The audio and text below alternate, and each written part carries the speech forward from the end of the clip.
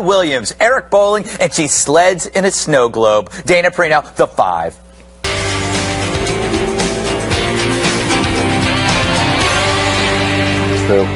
The Golden Globes had it all, if by all you mean self-pity, cleavage, and lame anti-Trump jokes. This is the Golden Globes, one of the few places left where America still honors the popular vote. But Game of Thrones is nominated tonight. How great is that? The show has so many plot twists and shocking moments. A lot of people have wondered what it would have been like if King Joffrey had lived. Well, in 12 days, we're going to find out. Florence Foster Jenkins is nominated. The character has been dubbed the world's worst opera singer. And even she turned down performing at Donald Trump's inauguration. It's tough to book. I'll be able to say I won this at the last ever Golden Globes. I don't mean to be gloomy, it's just that it has the words Hollywood, foreign and press in the title. I just don't know what. I also think that to some Republicans, even the word association is slightly sketchy. That's groundbreaking stuff. I get it. Humor's the best therapy for broken, emotionally fragile millionaires. This was basically a group hug after getting spanked in November. But their wine should not surprise us. It's like going to a county fair and bothered by the smell of manure. Hollywood is always about Hollywood, hence the stench of manure. Meryl Streep nailed it when she said everyone in the room, they're the most vilified segments in American society. Yes, they're the victims, the deplorables, if you will. And who is vilifying them, really? A few faint voices on the right? This is where Hollywood lets its slip show, revealing their amazing tone deafness. They actually select themselves for the moral high ground, which seems kind of immoral given that they strive to divide by saying this. Hollywood is crawling with outsiders and foreigners. And if we kick them all out, you'll have nothing to watch but football and mixed martial arts, which are not the arts. It's an arts! Mixed martial arts! Anyway. Oh my God. Kicked them out? Now, the last time I heard, Trump wasn't trying to deport the cast of girls, though we can dream. And don't worry, all the drug dealers in LA will still deliver because they'll be safe. But it's the jab at MMA that sucks. Mixed martial arts is an art. Streep, it's in the damn title. And it's an art populated by more foreigners than the cast of Mamma Mia. The fists fly in from all over the place. But football and MMA were simply proxies for a certain America that she was mocking. But then after she did this, after knocking MMA, the Globes celebrate the 40th birthday of Rocky. Now I forget, was that about opera? And last, she bashes Trump, and on cue, Trump tweets back. This whole mess shows both sides of the argument. In movie terms, this is the trailer for the next 4 years. Can't wait. I know, I can't wait, I can't wait. By the way, what did we expect, Eric, from the, it could have been worse. The show or Meryl Streep? The commentary. Okay, so the show. I'm a big Jimmy Fallon fan, but I think he flopped. I was just, to a little bit of his defense, the teleprompter didn't work right up at the top, but he had more than enough material to go. He had every single celebrity in the world to go to. We didn't have one. We had New Year's Eve. Yeah, we had a little malfunction New Year's Eve too. But you know what? We were seamless. We were professional. Anyway, I love Ricky Gervais. I liked Amy Poehler. I liked Tina Fey. I like them as hosts. Last night, who stole the show? Steve Carell and Kristen Wiig. Yeah. Fantastic. Getting to Meryl Streep now. I agree with you. She never. When did Trump ever suggest kicking people out who are working here with visas? Never once did he do that. But what she did, Meryl Streep did last night, she took that Hillary moment that I think brought Hillary down, and she doubled down on the deplorables moment. Right. Yeah. I'm going to tell you, 15 million people each game. Every single weekend, hundreds of games watch football, and I'm not sure about the MMA audiences, but I guarantee the audiences for football and the revenues for football outpace anything that's going on in Hollywood. It's true. You know, Kimberly, in 2003, good to see you, by the way. Nice you look great. To see you. She is going after Trump's behavior and saying that this begets other behavior. She gave a standing O to Roman Polanski in like 2003 at the Oscars when he won for The Pianist. I hope I'm saying it right. Okay. But that you never know with Polanski. Why is my face going? But I mean, it's like there's a level of hypocrisy in the sense that they are okay with their behavior, but they go after everybody else's behavior. Well, it's not a level. It's complete. It's utter hypocrisy is what it is, and nobody wants to be preached to by her. She's now officially ruined ABBA and Mamma Mia for me. No, I really. love that movie. And me too. So now it's like I can't take it back. I don't know, but it's just really, a little bit of nerve there, getting up, preaching, and just putting down over half of the country and saying these things. It's really inappropriate, I think, and I don't think she made herself any new fans. Maybe the same like Hollywood liberal elite was tickled pink with it. Pink on purpose. But the rest of us are kind of like, that wasn't so cool, not so smooth. She's a great actress. She should just stick to that. She is. She's a fine actress, Juan. We will not say she is not. But wait. But Donald Trump says she's not. He said in the tweet she's overrated. Right? But he says that's his go-to. We do every time he gets ticked off. He says overrated, right? Okay. I think he should. Without a doubt, she's a great artist. He should have said, "You're no Glenn Close." That would have gotten right under her skin. Under her skin, yeah, it would irritate her. I can see that. But I think she is a great actress, and the idea that he decides he needs to respond was what was so curious to me. I mean, this is a little bit like last week when he was responding to Schwarzenegger's low ratings on The Apprentice. It seemed like he decides this is really where he's invested. To me, kind of bizarre, but I do agree with you. It looks so self-serving when Hollywood gets together and decides that they have some political say. Now, I will make one point that in her defense, I didn't think anything she said was wrong. He did go after a disabled reporter and mock him, and that's not attractive. Yeah, but it happened a year ago. He won the election, and a lot of us here were upset about it, but, passed. We have to move on. President Obama made fun of the Special Olympics, too. Remember that? Bowling? The totally bowling? Different context. Maybe? Well, totally. I don't know. It's different. Dana, what was your favorite part? Of the Golden Globes, your tweets. Oh, thank you. Because I was out last night, so I wasn't watching the show. The Packers were on the TV in the restaurant I was at, and then I was following your tweets so I could keep up with the Golden Globes. Well, how about this? Do we just His get better as the night goes on. They do. I have to check myself because I don't want to get too drunk. Is there such a thing? 2020, could it be Meryl Streep?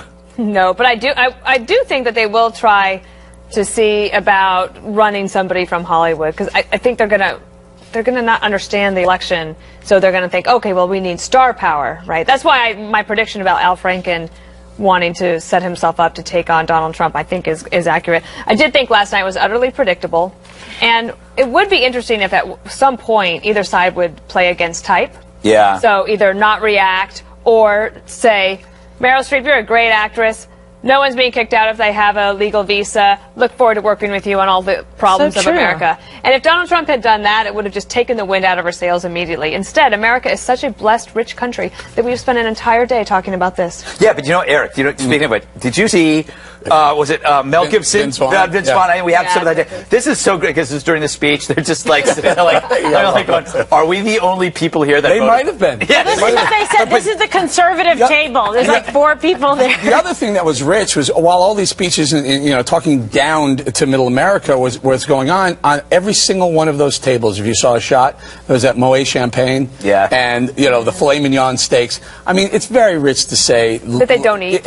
Well, they probably don't eat, but there's still how many hundreds of millions of dollars were being spent on this show to glorify themselves, pat themselves in the back. Yeah. What is this? Well, because they're very fancy and very special, and they have to tell the rest of us what to think and how to act and how to behave, because we just can't help ourselves. We just don't know any better. With one thing, is it Moet or Moet? I honestly, what is producer saying? I don't know. I think it's Moet, but then again, well, let us know. You don't drink I don't drink bubbly. You drink peanut of the night, little one. That is true.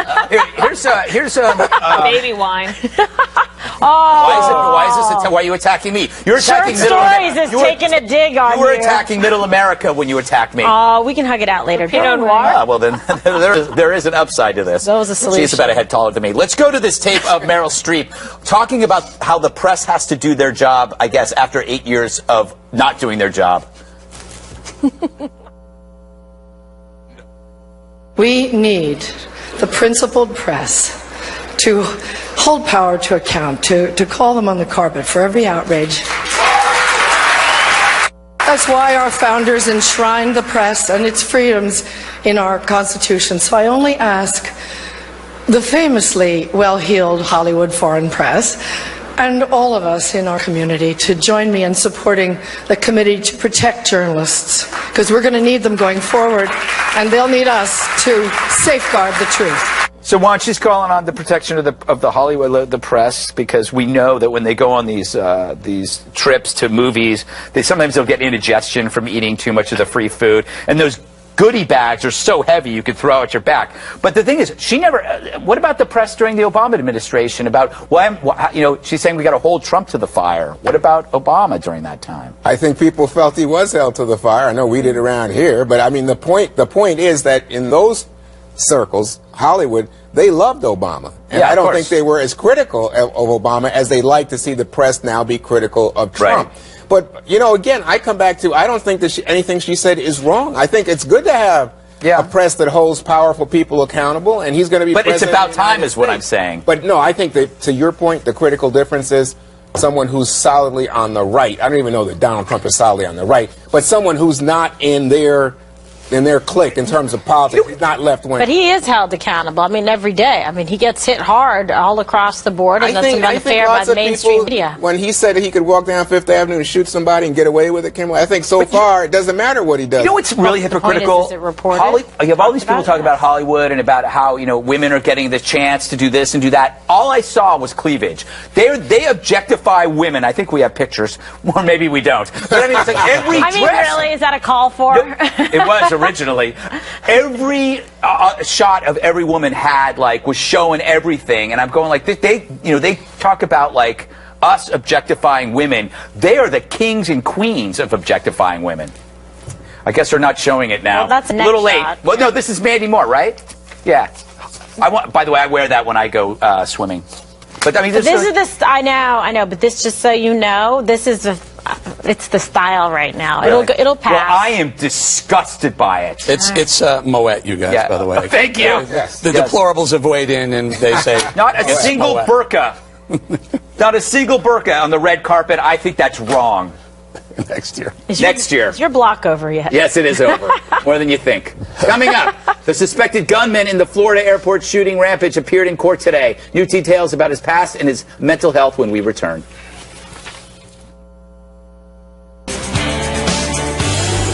New developments in the deadly shooting rampage at Fort Lauderdale Airport. The 26-year-old Iraq War veteran suspected of killing 5 people and wounding 6 others made his first court appearance today. Esteban Santiago faces 3 federal charges. 2 of them carry the death penalty if convicted. Santiago did not say anything about his alleged motive or why he came to South Florida. This as chilling surveillance video capturing those terrifying moments has emerged. This image from the video obtained by TMZ appears to show Santiago at the bottom left corner of your screen, pulling a gun from his waist and firing multiple shots at fellow passengers in the airport's baggage claim area. Very distressing, Dana, to see this footage and just imagine the sheer terror and panic going through the people there and family members as you gather at a place that you think you're going to be safe. Yeah, hopefully the last thing on your mind is something like this. But then, as I came through the airport this weekend, I thought about this morning. I thought about how much courage it took for those people to know what to do right away, and how their lives will never be the same because they'll always remember that moment. And God bless the people that are suffering today in terms of their grief of the people that were killed. And we understand there are still 8 wounded, 3 in critical condition. The thing that I thought about this weekend was that, remember on 60 Minutes, as you were traveling, James Comey, the FBI director, did an interview, and he said that we have open investigations with ISIS-related ties in all 50 states, even Alaska. Was one of the things he said to 60 Minutes. And so obviously we don't know if this was one of them, but it is interesting when you have not a lot of detail yet, but you know that he went to the FBI, you know that he said, the government is trying to control me and they're making me watch ISIS videos. There is a psychological evaluation. He is not adjudicated in the court. He gets his gun back. But the thing that's amazing to me is that he planned this whole thing out to buy a ticket to fly from Alaska through Minneapolis to carry out something that he hatched in Alaska. Seems to me that it feels a little bit, it's certainly not spontaneous. And so this was premeditated and planned. Premeditated, yeah, there's specific intent there to commit this crime with thought, premeditation and deliberation about what he was going to do and how he was going to achieve it. And you remember when Phil Keating was on giving us reports, and I asked him, I brought up the past criminal record and that he was given a deferred prosecution, probation period instead of, conviction, and then this enabled him to get his gun back. So I said, why does this guy have a gun when he has these different criminal contexts? Something that we had to look into. Just a disturbing situation all around, Eric. And a ball has to be, or a loophole needs to be closed, where someone who walks into an FBI field office and says, I have, an inclination to watch ISIS propaganda, every single red flag should go off there. Number one, I think you should be able to pull his right to carry privilege to carry a firearm, pull that. And number two, certainly put him on a no-fly list until he gets further evaluation. Yeah. Now, it seems very simple. But if you talk about a needle in a haystack, this is like the needle. The needle's this big and the haystack's this big. It's scary what can happen. How many soft targets we have, and how easy this was for this guy to pull this off. How many more could be going on? There should be some kind of suspension, something of a privilege like that, pursuant, to an investigation to make sure fitness, and mental health stability, because all the sort of pieces were there. He was almost begging to be taken in and into some sort of observation. Yeah, I mean, this just is not the system working well. We see something like this. Well, they did take him in. So the FBI then got the local police who took him in for a mental evaluation, but he was not designated as somehow damaged and therefore not eligible to have a gun. Now, for me, as someone who thinks we need more gun control, I would say, of course that person shouldn't be allowed to have a gun. But I think the people on the other side of the fence would say, hey, so in other words, the government's going to decide whether I'm mentally capable and sufficiently able to carry a gun around? I don't know, but I think it's not the government, the doctor. The doctor, the government, because the doctor may work for the government. That's what conservatives will agree with, that if someone is deemed incapable or shouldn't be carrying a firearm, they pull their license. I'm all for it, but I just know that we can imagine the kind of paralyzing, make no progress conversation this leads to. But last year, the year before, 2015, 2,600 guns found in carry-on luggage, which was a 20% jump from the year before. So more and more people think it's okay, it's cool to carry your gun on an airplane. I just think that's tremendously dangerous. Okay, well, you have to have privileges to do that. Go ahead. Two quick facts. According to John Lott, 60% of mass shootings during the Obama presidency, the killers were getting mental health treatment. So they got through. So the only solution, as Lott points out, Florida is 1 in 6 states with a ban on guns in unsecured areas at airports.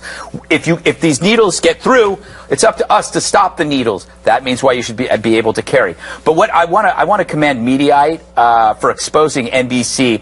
They did this segment where they created a timeline linking these mass shootings to military service. They went back like 20 years to find these things, and they grouped these shooters together based on military service, and they included the Fort Hood terrorist. Sorry. It wasn't his military background that caused him to kill those people. He was a Muslim. He was an Islamist. He was a radical extremist. I don't think NBC would have done the same segment tying all of these shooters to Islamism. But they did it with the military. Yeah. And the reason why they did it was they're fearful of being labeled Islamophobic, because they got no problems being labeled anti-military. And they don't worry about stigma against returning military. Right.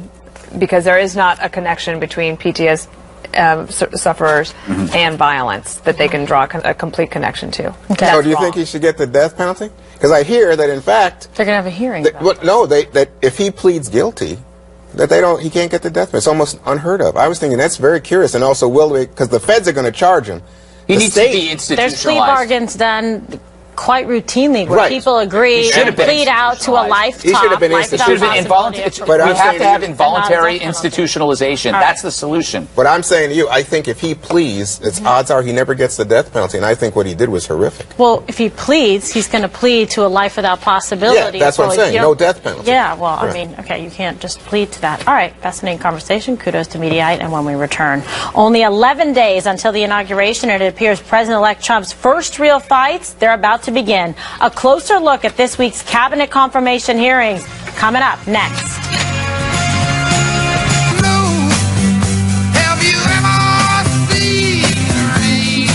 It's a big week for President-elect Donald Trump's cabinet nominees. A marathon of Senate confirmation hearings kicks off tomorrow. The GOP-controlled Senate wants to move fast, while some Democrats are promising a tough fight. Mr. Trump is expressing optimism about his cabinet choices.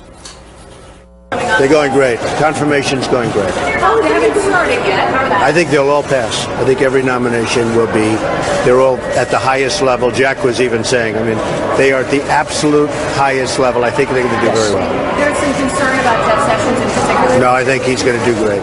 High-quality man. Meanwhile, the Senate majority and minority leaders are already butting heads. All of these little procedural complaints are related to their frustration at having not only lost the White House, but having lost the Senate. I understand that, but we need to sort of grow up here and get past that.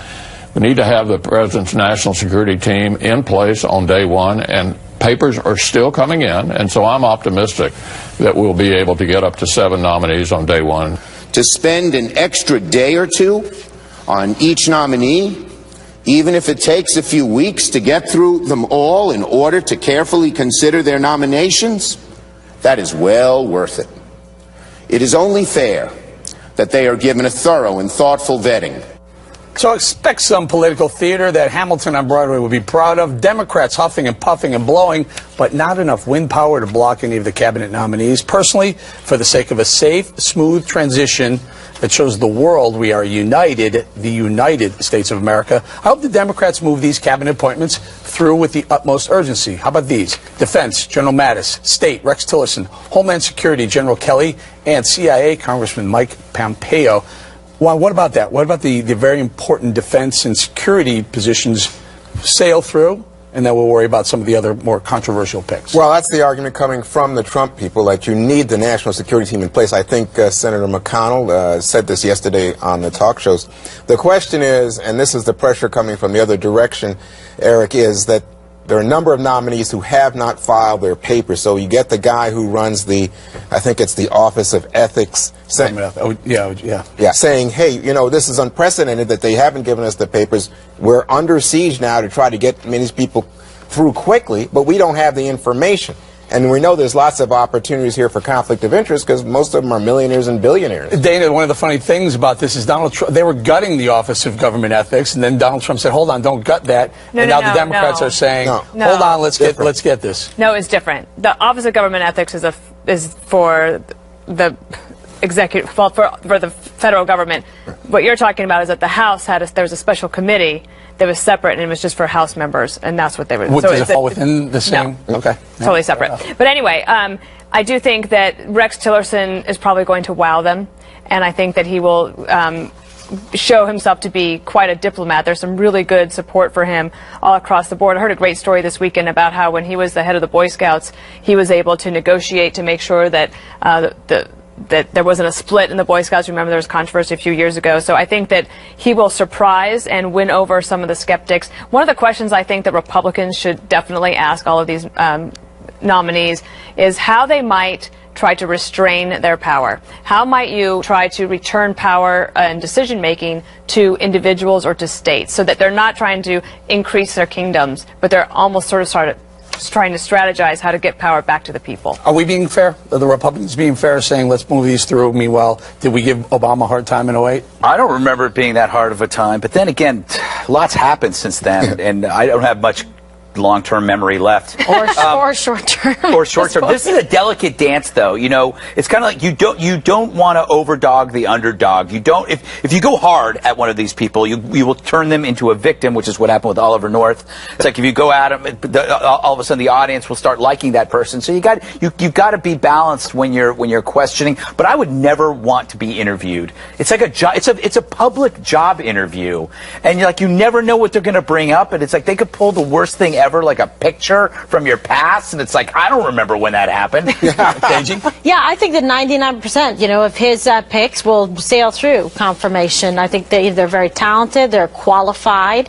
I think probably Rex Tillerson will have a bit of a tough time in terms of, the Democrats trying to go after him. I think he will withstand scrutiny. I think he's going to be extremely well prepared and ready for whatever He's an they Eagle have Scout. to throw at him. Yep. This is what I'm talking about, Greg, the kind of guy you want around. But you know, people are going to ask him about his ties to Russia and Putin, right? They're going to ask people, you know, the guy wants to run labor, says he's opposed to hiking the minimum wage. The guy who's running EPA, they're going to say, hey, you want to do away with EPA, and you've been having corporations send letters that you sign. But he let gays into the Boy Scouts. So that's Tillerson. The left has to be happy about that. Right. All right, we'll leave it right here, directly ahead. Get ready because it's Tucker time. Mr. Carlson joins us before moving to his new prime time slot right here on Fox News Channel tonight. Stay tuned.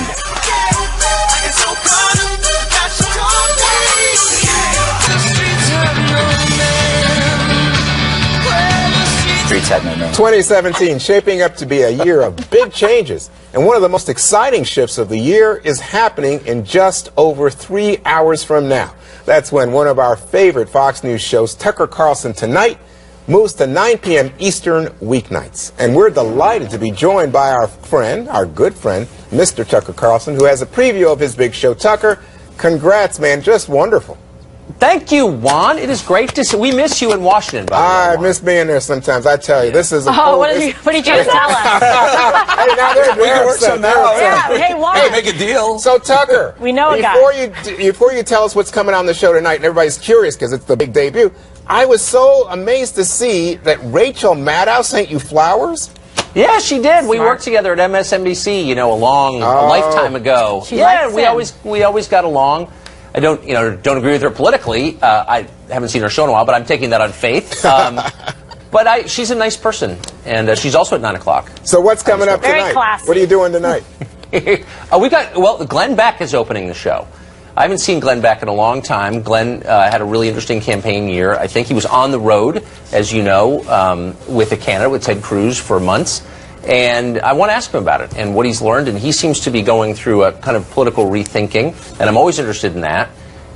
So I think that'll be a compelling interview, for sure. Now, one of the nicest pieces that was written about your 7 p.m. show was written by one of my 5 colleagues, Mr. Greg Gutfeld. I mean, you go right ahead, Greg. Well, I've known turned Tucker red for when a I long read it. time, and what I'm always interested. Tucker's the least neurotic person I know. He doesn't have a worry in the world. I see him wandering the streets, usually in sweatpants, chewing Nicorette gum. He's embarrassing. But anyway, I want to ask you. I want to ask you a question.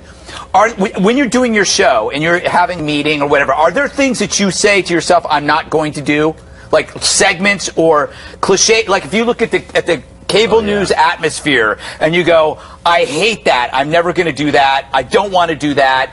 You know what I mean? Yeah, I mean, I don't want to criticize other people's shows. I want you to. You know, no, not at all. There's just some things I'm not good at, and one of them is interviewing panels. I'm just not good at it. You know, I always feel like someone is being left out. You said I'm not neurotic, and I'm not. True. This is my 26th year being married to the same woman, a very calm, stable life. But it makes me very anxious when I have 2 people on the set because I always feel like someone's being left out. And so I really prefer to interview just one person at a time. I don't know if it's better TV or worse TV, but I'm definitely more comfortable with it.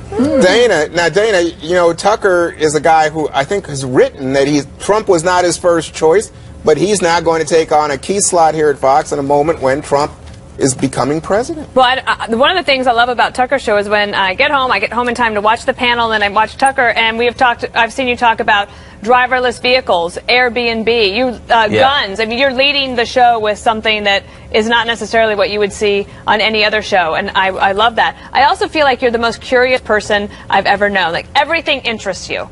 And I wanted to pass on a compliment to you. So that's my ignorance, by the way. Bill Kristol, who I saw this weekend, said that you were one of the first jobs you had in journalism was writing, and he said that you were a hell of a writer. And we know that from following you. And I wonder if you could tell us, now that you've spent most of your time communicating through television, what do you read? What's the most important thing that you read in your life that helps you prepare for this show? I mean, by far the most important thing I do every day is have lunch. I have a long lunch every day, 6 days a week. No, I'm serious. With someone new every day, I have, 2-hour lunches every day, and I get up early to do that, and I go to bed late to do that.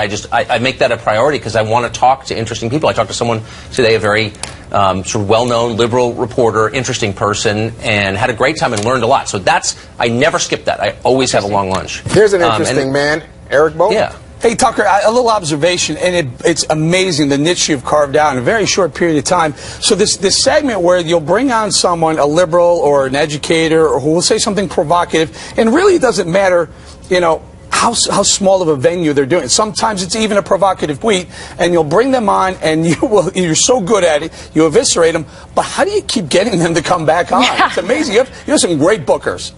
Well, because we have the best bookers, and we're booking non-traditional guests. I mean, not people who are, you know, waking up and putting on a tie with the expectation of going on TV. We have the best bookers. That's one. Two, I try to let them talk. I mean, sometimes they get frustrated, and I start barking, and I try to keep that under control. It doesn't always work. But I really try to let the person say what he or she has to say. And I think, you know, people sort of figure, well, I have to deal with this unpleasant guy on TV, but I get my message out to an audience of an awful lot of people on Fox, so maybe it's worth it. I don't know. Maybe there's... All right, so really get ready to get in the penalty box with the toughest of the tough, Miss Kimberly Guilfoyle. Oh, no, but we have a love fest. We've anchored everything from Fox and Friends together, and I see him, you know, part of your fantastic show every week. So I agree with Bowling. I love the debate segment. It's so fascinating. And last week when you did the debate about Obamacare, and he was very into it, he thought that was great for the American people, and he wanted to already come back on your show. I think it's a real credit and testament to how you treat people, the questions you ask, that you give them the time, and you're really giving back incredible value to the American people because they're hearing both sides of it, but you never lose your cool. You always have a very good sense of humor about it. So at the end, you know, both sides are kind of smiling and enjoy it, and I think learn something. So that's a real skill set that you have. Well, thank you. I mean, I try to. I have lost my cool a couple of times, and you know, there's nothing worse than getting mad on TV. You look like a jerk no matter what. So I really try. Most people are actually pretty nice, and I live in D.C. where everyone's insane politically, so it's not like I don't have friends I disagree with. In fact, I disagree with everyone I know pretty much, so I'm used to it. But in an affable way. Yeah, I like people. Right? Are you going to have that lady from Teen Vogue back? That was the time I lost my temper. I thought so. You're the man, Tucker. You're all right. You're honest. Tucker, thank you so much, and good luck tonight. Thank you, guys. Great to see you. Thank you. You're welcome. Coming up, across the world of sports, we've seen professional athletes protest the national anthem. But for the Cowboys and the Professional Bull Riders Association, it's the exact opposite. Up next, Dana, Kimberly, give us a peek at how they are honoring this flag in this country.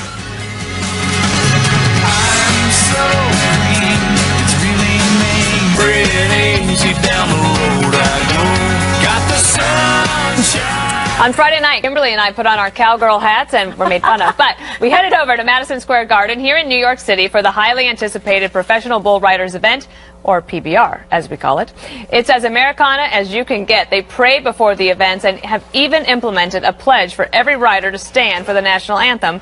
We spoke to bullfighter Shorty Gorham, who is the man behind the pledge, about what inspired him to show so much patriotism for Old Glory. We grew up in the Western industry, and we're very proud of what America affords us. And we saw some things going on that you know didn't really sit well with us. And talking to the guys in the locker room, you know, these guys taking a knee on the national anthem, talking to the guys in the locker room, everyone was passionate about it. So we got together and we wrote a pledge and vowed that no matter what country we are in and performing in, and we're going to stand up and honor their flag and their country. And we had all the Brazilians sign it. We had the riders from Mexico, from Australia. Every one of them signed it. And we even had stock contractors and a lot of the crew came in and asked if they could sign it. So it was a really big deal. It was pretty cool. And I think it's neat to see a group of guys that are so passionate about this country.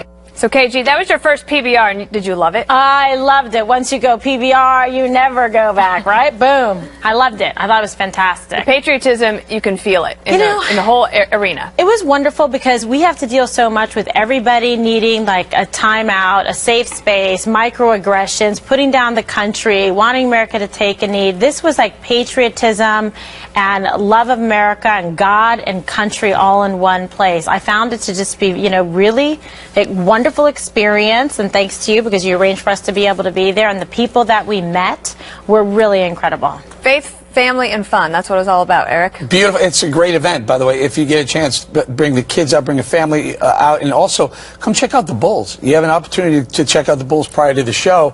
It's amazing the strength and size of these animals. They are also athletes. They call them animal athletes. Yeah, they're fantastic. You ever been to one, Juan? Yes, I have been to one, and there's a famous one up in Oregon that my daughter is a big fan of this kind of stuff. But you know, I'm listening to you guys talk about the honoring the flag and all that, and I'm thinking, so there's country music and professional bull riding. Is that some segment of the kind of entertainment marketplace? That claims to have all the patriotic fervor? I don't know, but I actually think it's natural. Good. But I just think other sports are patriotic, but I just, you know, some people disagree. Name one. Football. You don't like football, Gutfeld? Thank you. How ironic. These guys are riding bulls, and Colin Kaepernick is full of bull. There you go. There you go, champ. We brought that up. By the way, Meryl Streep would say this is not an art. Right. or a sport. But then again, what does she know? Because I'm telling you, when you get there and you're up close and personal, like we were, and more on that tomorrow, right? We were in the Shark Tank. You really have such tremendous respect for what goes into this. And so many of these people, they've been doing this. They grew up. They're real cowboys. Been doing it since they were young boys. And their fitness families regimen. are in it. It's incredible. But we'll have the winner of the whole thing. We found out what his dietary regimen is. Every single day he eats a certain thing. We will review. What is it? We're going to tell you tomorrow. Don't miss our show tomorrow night. Kimberly and I had a great time at the PBR. We're going to have a whole package about it tomorrow, so don't miss it. One more thing is up next. PBR. All them other boys want to line you up and take you downtown.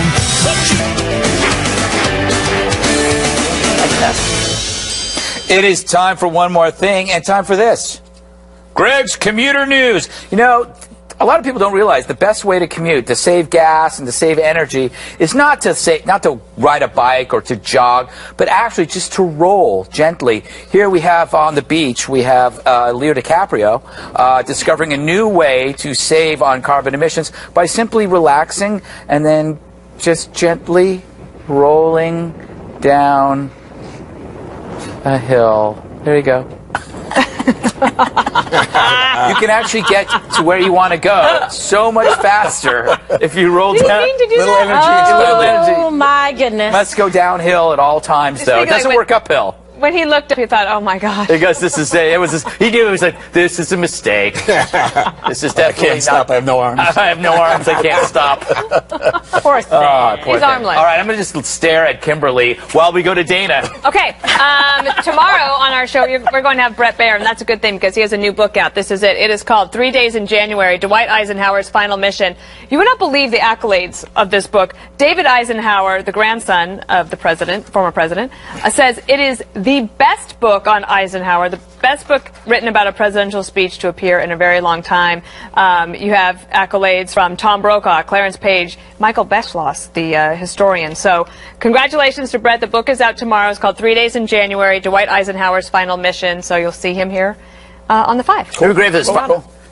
He didn't use my thing in the back when I said this is pretty good. Thanks, Brett. And I actually read the book. Didn't you also not like do these the people. tweet and the Facebook about it too? Yes. I did. Anyway, all right. We love Kimberly, Brett Baer. I'm just gonna. Kimberly's wearing something. Listen, this is not easy to bounce this perfectly on But your you've head. done it well. Also, quite heavy. But it's time for. Oh yeah, Kimberly's Royal News. What gave it away? Was it the crown? Yeah. All right, so I want to wish a very special happy birthday to the Duchess. Yes, Kate Middleton's 35 years old. She can't hear you, Kimberly. Oh my God. She celebrated it privately with her kids, with Prince George and Princess Charlotte, which is very nice. And so you see her there. She's really sweet, Greg. You should really give the royals a chance. She's going to return to work in London. They don't need a chance. On Wednesday, as she attends her first public engagements of the new year. So, and this also was my Christmas, my Secret Santa present from Williams. There you go. Isn't that sweet? You hold Very that nice. well. Very Thank nice. you. So I can also posture. balance a beer bottle and a beer can on my That's very good. We'll see that tomorrow on the show. That's called depth. Yeah. It's called range. I know. Okay, so what do you call, well, I think we coined this term here, a time period of low wage growth, subpar GDP, and millions of Americans who've left the workforce. We called that Obamonomics. So maybe we'll coin a new term now. We'll call it Trumponomics. So check it out. Alibaba today announced that they were going to keep or create about 1 million jobs in America. Over the weekend, Fiat Chrysler talked about 2,000 jobs and $1 billion of investment. We already talked about Ford, Carrier, IBM. Look at tens of thousands of jobs, hundreds of thousands of jobs, multi-billion dollars worth of investment in America. I'm going to go out early and call this one Trumponomics. Boeing, F-35. Yeah. You're going to need to get a bigger low board. Unemployment, stock market almost at 2,000. Create jobs, Yeah. capital I investment wanna in hear it. America. Oh, yeah. Bring America, make America. MAGA. As I would say, thanks, Obama. Why? All right, so one of America's great journalists died over the weekend. Nat Hentoff, best known as a jazz writer, passed away at the age of 91. In 2004, he was named a jazz master by the National Endowment for the Arts, the first non-musician to win that honor. What made Nat so special to me, it was that he loved the Constitution as much as he loved jazz. He was always willing to challenge the left and right when they were shutting down free speech, attacking political correctness among feminists who didn't want to hear people with anti-abortion views, or college students who didn't want to hear right-wing people on their campus. You should also know that Nat Hentoff was the winner of a National Press Freedom Lifetime Achievement Award. And when he was asked, students would ask him, "What makes you tick, Nat Hentoff?" He would simply say, "Rage." Rage at all the people who don't want to hear something they don't agree with. So, Nat Hentoff, Mazel tov, you are one of the best, buddy. One of the great pro-lifers of all time and a left-winger. Absolutely. Yes, that's what I say. All right. Set your DVR so you never miss an episode of The Five. That does it for us. Special report. Hold it up. With Brett Baer up next.